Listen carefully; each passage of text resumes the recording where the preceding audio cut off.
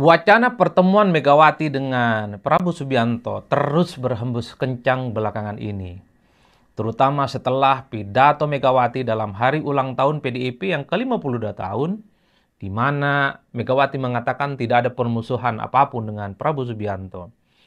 Megawati secara personal tidak ada barrier, tidak ada tembok apapun yang kemudian membuat keduanya harus bermusuhan. Bahkan Megawati agak sedikit membuka lembaran kisah lama.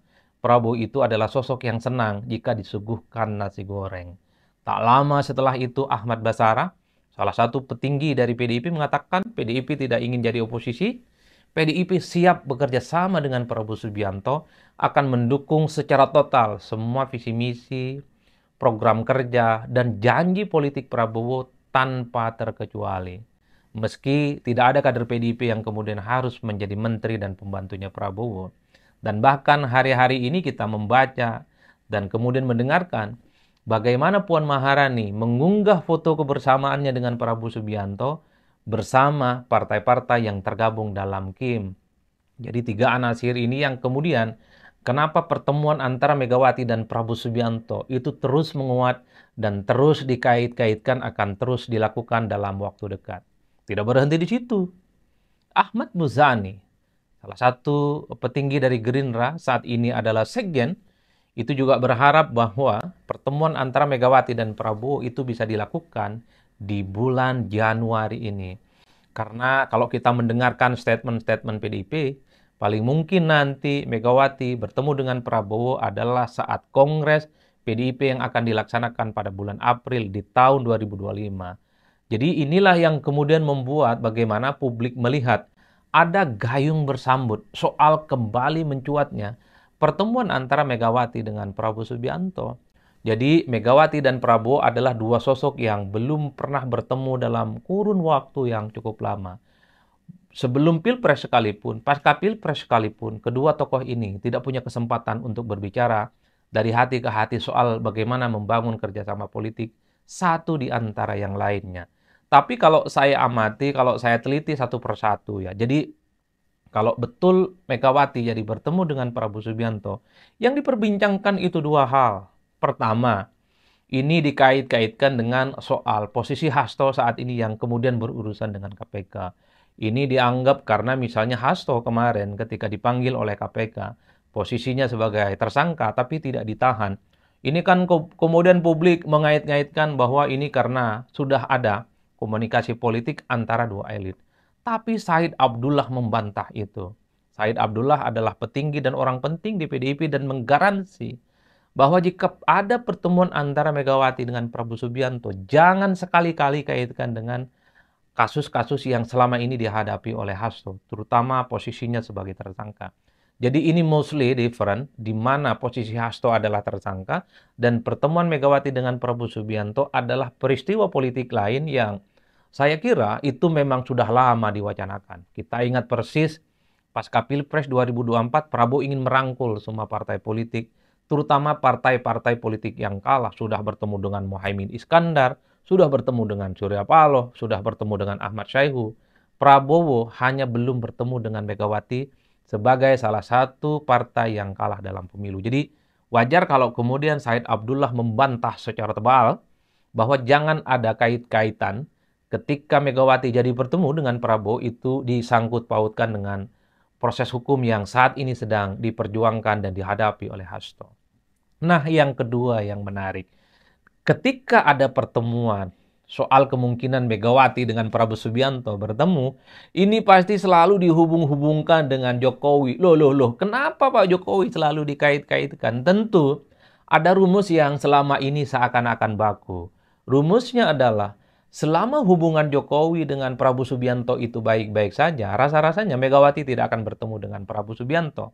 Tapi sebaliknya, kalau kemudian hubungan Prabowo dengan Jokowi itu tidak baik-baik saja, alias mulai merenggang atau mulai bayang-bayang Jokowi tidak terlampau kuat dengan Prabowo, maka sangat mungkin Megawati akan melakukan pertemuan politik dengan Prabowo. Jadi wajar kalau kemudian di seberang yang lain, ketika wacana pertemuan Megawati dengan Prabowo ini belakangan semakin mengeras, kalau terjadi di bulan Januari misalnya, atau di bulan April saat Kongres PDIP, pasti publik mengaitkan betapa pengaruh Jokowi, bayang-bayang Jokowi kepada Prabowo Subianto itu sudah mulai memudar. Artinya Prabowo ingin menunjukkan kepada publik dan kepada siapapun bahwa saat ini Prabowo Subianto adalah Presiden Republik Indonesia yang tak ada satupun orang yang bisa mengintervensi, tak ada satupun orang yang kemudian bisa membayang-bayangi, dan kemudian apalagi bisa mendikti dari Prabowo Subianto. Karenanya kalau betul ini terjadi pertemuan Prabowo dan Mega, tentu pesan politik yang bisa ditangkap adalah Prabowo ingin membangun keseimbangan politik dengan siapapun. Keseimbangan politik dengan Partai Kim, partai-partai non-Kim, keseimbangan politik dengan Jokowi, dan keseimbangan politik dengan PDIP tentu saja. Inilah yang saya kira menjadi diskursus yang belakangan cukup menguat. Di mana kalau peristiwa politik pertemuan Prabowo dan Mega ini terjadi, pasti yang diserang, pasti yang dihujat, pasti yang kembali dimention itu adalah Jokowi, yang pastinya akan disebut pengaruh politiknya, bayang-bayang politiknya tak lagi signifikan kepada Prabowo Subianto. Ya inilah politik kita. Sekalipun Jokowi ada di Solo, kemudian Prabowo itu di Jakarta, Megawati di Jakarta, setiap peristiwa apapun di negara ini pasti selalu dikait-kaitkan dengan Pak Jokowi. Itulah yang saya kira menjadi penting kenapa saya harus bicara tentang soal kemungkinan ini kapan kira-kira Megawati dan Prabowo Subianto akan kembali bertemu. Kalau mau jujur sebenarnya publik sudah bosan kapan misalnya menunggu pertemuan antara Prabowo Subianto dan Megawati. Karena kalau kita bicara tentang konteks kepentingan politik, apa urgensinya bagi Prabowo untuk bertemu dengan Megawati? Dulu mungkin Prabowo butuh support politik, merangkul semua partai, merangkul pihak-pihak yang kalah pilpres. Tujuannya adalah akomodasi politik, mengamankan kepentingan politik parlemen, sehingga tidak ada resistensi dan protes apapun.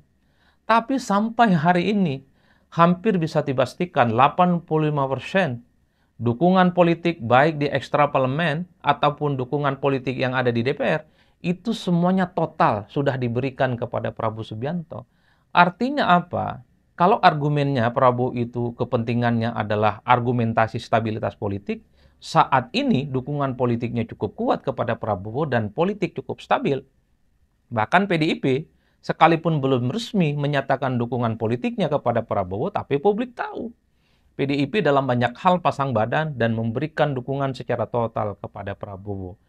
Ketika ada kenaikan PPN 12%, PDIP dukung penuh. Ketika ada misalnya program makan bergizi gratis, PDIP dukung penuh. Jadi itulah secara politik orang berhitung. Apa urgensinya bagi Prabowo Subianto untuk bertemu dengan Megawati? Mungkin dulu Prabowo itu butuh bertemu dengan PDIP dan Megawati untuk mengamankan kepentingan politik partai dan dukungan politik di parlemen. Tapi seiring sejalan berkembangnya waktu, sudah hampir 100 hari Prabowo jadi presiden, tak ada satupun resistensi, tak ada satupun gejolak dan perlawanan politik yang ada di parlemen. Jadi dalam konteks itu sebenarnya tak ada pentingnya Prabowo itu berjumpa dengan PDIP. Tapi setahu saya di luar hal-hal soal kepentingan stabilitas politik, mazhab Prabowo Subianto itu adalah zero enemy. Jadi siapapun bagi Prabowo Subianto layak untuk dirangkul, layak untuk diajak bekerja sama, tentu bagaimana mewujudkan visi misi dan janji politiknya di 5 tahun yang akan datang. Jadi disitulah kemudian kenapa pertemuan antara Megawati dan Prabowo Subianto kembali ramai diperbincangkan. Tapi pertanyaan kritis yang terakhir, lalu apa pentingnya bagi rakyat jika Megawati jadi bertemu dengan Prabowo Subianto? Apa urgensinya bagi rakyat di bawah ketika Prabowo Subianto jadi bertemu dengan Megawati? Harus diakui, ini tidak ada relevansinya. Rakyat ya tetaplah rakyat. Mereka sibuk dengan keseharian hidupnya, berkelahi dengan kehidupannya yang dari dulu misalnya tidak pernah sejahtera. Mereka masih susah untuk mendapatkan akses terhadap dunia pekerjaan, susah terhadap akses pendidikan, susah untuk mendapatkan ekonomi yang terus berkembang, dan seterusnya, dan seterusnya. Jadi kalau mau jujur sebenarnya, pertemuan Megawati dan Prabowo Subianto yang terus diwacanakan hampir setiap saat, ini tidak ada korelasinya dengan kepentingan rakyat yang ada di bawah. Rakyat terus mereka itu berjalan di tempat yang sunyi, menyusuri jalan yang sepi, bagaimana mencari kehidupan yang lebih layak, mencari pekerjaan yang kemudian membuat kehidupan mereka lebih sejahtera, pendidikan lebih murah, kesehatan lebih nyaman, dan seterusnya, dan seterusnya. Pertemuan Megawati dan Prabowo Subianto murni menurut saya hanya sebatas kepentingan elit partai. Murni hanya sebatas kepentingan elit-elit kunci yang ada di negara kita ini. Setelah Pilpres usai 2024, saya kira kehidupan rakyat kembali normal. Yang bekerja tetap bekerja, yang tidak bekerja mereka sibuk mencari pekerjaan, yang susah untuk mengakses pendidikan terus mereka berjuang supaya pendidikan mereka bisa jangkau dan seterusnya dan seterusnya. Kemiskinan, kesejahteraan yang dihadapi oleh rakyat yang ada di bawah teruslah pastinya hanya dipikul oleh mereka tanpa ada bantuan, apalagi ada impact ketika elit-elit kunci bertemu satu sama yang lainnya. Oleh karena itu, kalau mau jujur, ribut-ribut, diskursus soal wacana pertemuan Mega dan Prabowo, jumpa muka, jumpa pikiran antara Prabowo dan Mega, ini hanya sebatas kegaduhan yang ada di elit-elit di negara kita ini. Sementara rakyat di bawah tidak terlampau peduli. Mau bertemu boleh, tidak bertemu juga boleh. Mau bertemu dan berjumpa di bulan Januari boleh, tidak bertemu juga boleh. Rakyat di bawah tidak terlampau peduli dengan apa yang terjadi pada elit-elit penting di negara kita ini. Rakyat itu taunya adalah apapun yang diperbuat oleh elit bisa bertemu ataupun bisa tidak. Yang paling penting adalah problem keseharian yang dihadapi oleh mereka itu selesai. Pengangguran bisa hilang, kemiskinan itu bisa dituntaskan, hasil panen kemudian bisa berkembang dengan pesat, ketahanan pangan itu bisa terwujud, energi juga bisa kemudian memiliki ketahanan yang cukup luar biasa, seperti yang disampaikan oleh pemerintah selama ini dan seterusnya dan seterusnya. Kami semua menangis, para kiai menangis, Ibu Megawati menangis. Kami tidak menyangka. Semoga diberikan keadilan. Hurrah!